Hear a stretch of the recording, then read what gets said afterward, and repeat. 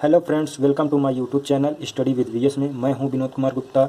आपके लिए लाया हूं एनसीईआरटी क्लास 9th का मैथ, जिसमें हम अगली वीडियो में आपको बताए थे संख्या पद्धति के बारे में जो बेसिक जानकारी दिए थे। आज हम शुरू करने वाले हैं एक्सरसाइज 1.1, जिसमें कुछ बेसिक जानकारी देंगे। हम जानेंगे परिमेय संख्याएँ किसे कहते हैं।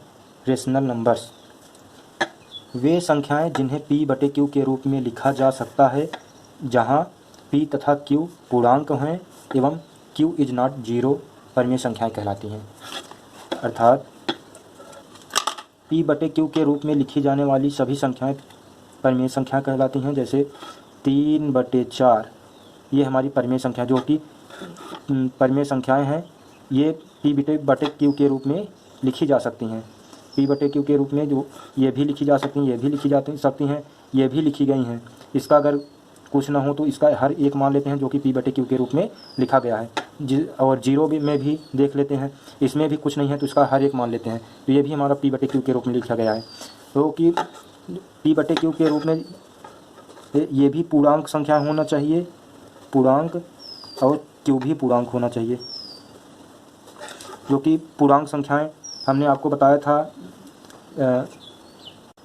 पूर्णांक संख्याएं में अगर संख्या रेखा देखते हैं 0, 1, 2, 3, 4, -1, -2, ये सब हमारी क्या हैं, पूर्णांक संख्याएं हैं। और जीरो भी एक हमारी पूर्णांक संख्या है। इसमें शर्त में दिया गया है कि q जीरो नहीं होना चाहिए, तभी इसलिए देखिए p/q के रूप में लिखा है। ये भी पूर्णांक संख्या है, ये भी पूर्णांक संख्या है। इसका हर जो है जीरो नहीं होना चाहिए। जैसे मान सकते हैं वो, अगर p/q को अगर 3/0 लिख दें, ये हमारी परिमेय संख्या नहीं होंगी, क्योंकि यहाँ शर्त में लिखा गया है q का इज नॉट जीरो। q जो है हर हमारा जीरो नहीं होना चाहिए, तभी हमारी परिमेय संख्या कहलाएंगी।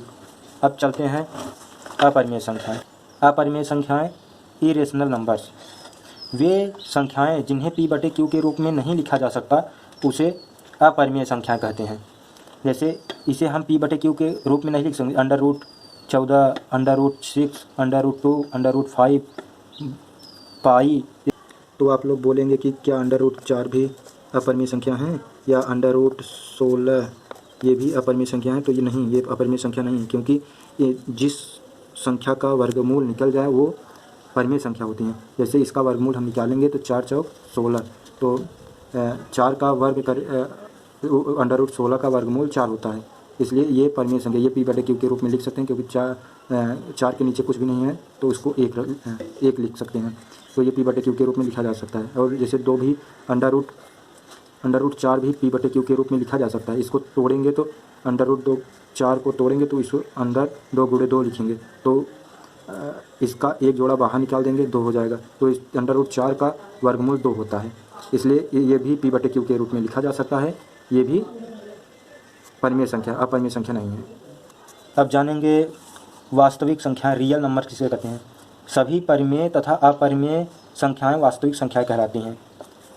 परिमेय संख्याएं हमारी क्या थी, जो है ये हमारी सभी क्या हैं, परिमेय संख्याएं हैं। और अपरिमेय संख्याएं क्या थी, अंडर रूट में जो गिनती था, 7, √7, √5 पाई, ये सब क्या है, ये सब अपरिमेय संख्या है। परिमेय संख्याएं और अपरिमेय संख्याएं के संग्रह को वास्तविक संख्याएं कहते हैं। तो शुरू करते हैं एक्सरसाइज 1.1। मेरा क्वेश्चन है, क्या शून्य एक परिमेय संख्या है? क्या इसे आप p/q के रूप में लिख सकते हैं, जहां p और q एक पूर्णांक संख्या हैं? तो यदि हाँ, p/q के रूप में लिख सकते हैं जीरो को। परिमेय संख्याओं की परिभाषा क्या है, जो जिसे हम p/q के रूप में लिख सकते हैं? परिमेय संख्याएं जो दिया गया है, ये p भी हमारा पूर्णांक संख्या होनी चाहिए और q भी पूर्णांक संख्या होनी चाहिए। ये देखते हैं शून्य क्या, और शर्त दिया है q जीरो नहीं होना चाहिए, q हमारा जीरो नहीं होना चाहिए। तो देखते हैं शून्य हमारी पूर्णांक संख्या है कि नहीं। शून्य होती हैं पूर्णांक संख्याएं। पूर्णांक संख्याओं में देखेंगे पूरी संख्या रेखा पर 0, 1, 2, 3 अनंत तक सब, और -1, -2 इधर भी अनंत तक सभी पूर्णांक संख्या होती हैं। तो शून्य भी हमारी एक पूर्णांक संख्या है, और इसको भी हम शून्य के हर को जीरो नहीं लिख के, जीरो क्योंकि दिया गया है q is not zero, q zero नहीं होना चाहिए। इसका है चाहे हम 1 मानेंगे, चाहे 2, चाहे 3, कुछ भी रख लें, तो जीरो में हम किसी भी संख्या से भाग अगर देंगे, जैसे 1 से भाग देंगे तो इसका मान जीरो ही आएगा। तो देखेंगे इस मतलब p को हम p/q के रूप में जीरो को लिख सकते हैं। P/Q के रूप में देखें, P/Q के रूप में 0 को लिखा गया है, तो ये हमारी कंडीशन फॉलो कर रही है। और Q हमारा 0 भी नहीं है, तो ये हमारी एक परिमेय संख्या है। तो अब देखेंगे दूसरा क्वेश्चन। 3 और 4 के बीच में 6 परिमेय संख्याएं ज्ञात करनी है, जिसमें संख्या रेखा में देखते हैं 0 1 2 3 4। तो 3 और 4 के बीच में हमें 6 परिमेय संख्याएं ज्ञात करनी है। तो पहले हम देख लेते हैं, अगर जितनी परिमेय संख्या ज्ञात, जैसे 6 हुआ 7 हुआ, जितनी परिमेय संख्या उससे 1 प्लस करके हमें 3, ये 3 हम यहाँ लिख लेंगे, ये 4 यहाँ लिख लेंगे। तो जितनी परिमेय संख्या ज्ञात करनी है उसमें से 1 प्लस करके उसमें हम गुणा कर देंगे, अंश और हर में गुणा कर देंगे। 3/1 लिखेंगे, 4/1। तो इसके 6 परिमेय संख्या ज्ञात करनी हो तो 7 से गुणा करेंगे। 3 × 7, 1 × 7, 4 × 7/1 × 7। तो 7 चौक 28 और 7 का 7, और 3 चौक 3 7 21, 7 1 7। अब इसके बीच में देखेंगे हम 21/7 और 28/7 के बीच में कितनी परिमेय संख्याएं आएंगी। तो 21 और 28 के बीच में 22 23 24 25 26 27। तो कुल का बटे 7 कर देंगे, 22/7 23/7 24/7 25/7 26/7 27/7। तो देखेंगे 21/7 और 28/7 के बीच में 1 2 3 4 5 6, यही 6 परिमेय संख्याएं आ गई हमारी।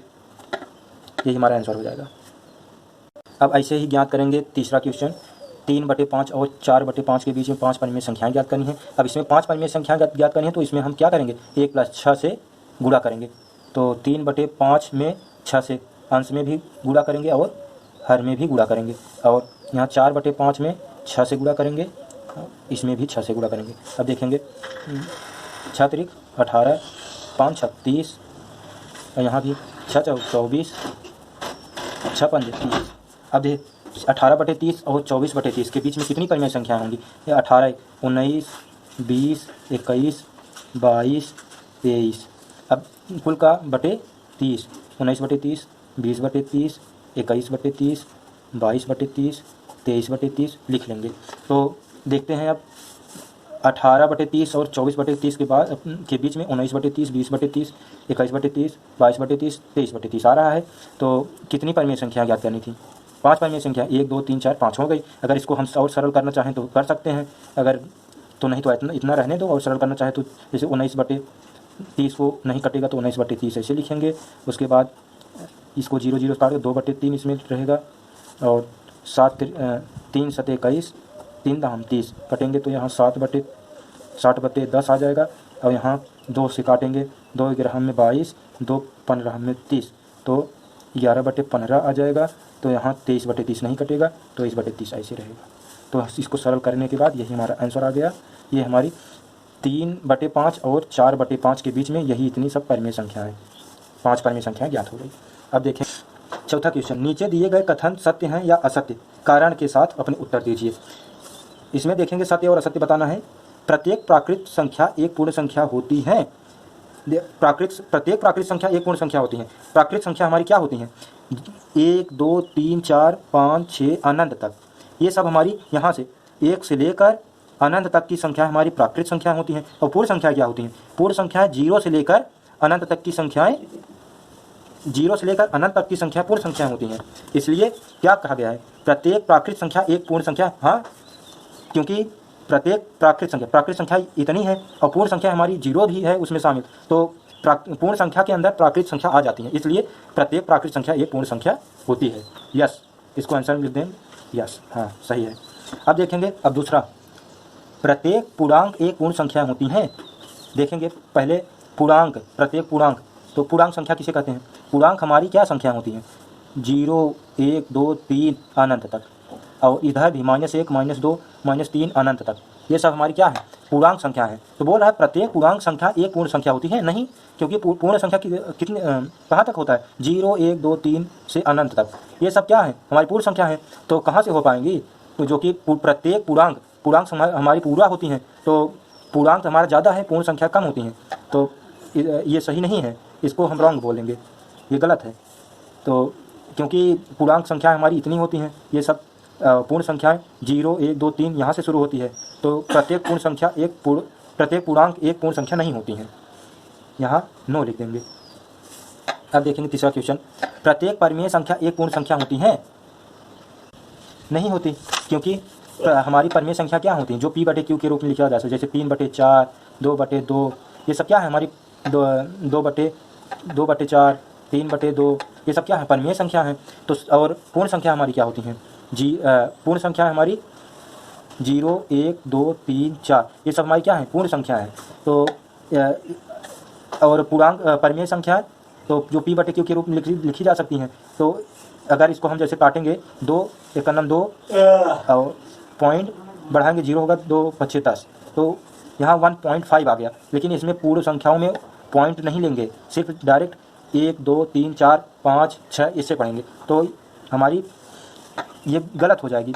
प्रत्येक परिमेय संख्या पूर्ण संख्या नहीं होती है, क्योंकि हम बता दिए इसमें 1.5 आ रहा है 3/2 को लिखने पे, तो इसमें पूर्ण संख्या नहीं होती ये सब पूर्ण संख्या ये है। तो फ्रेंड्स, मेरे वीडियो में आपको कुछ समझ में आया हो तो वीडियो को लाइक करें, शेयर करें और मेरे चैनल को सब्सक्राइब करें। धन्यवाद।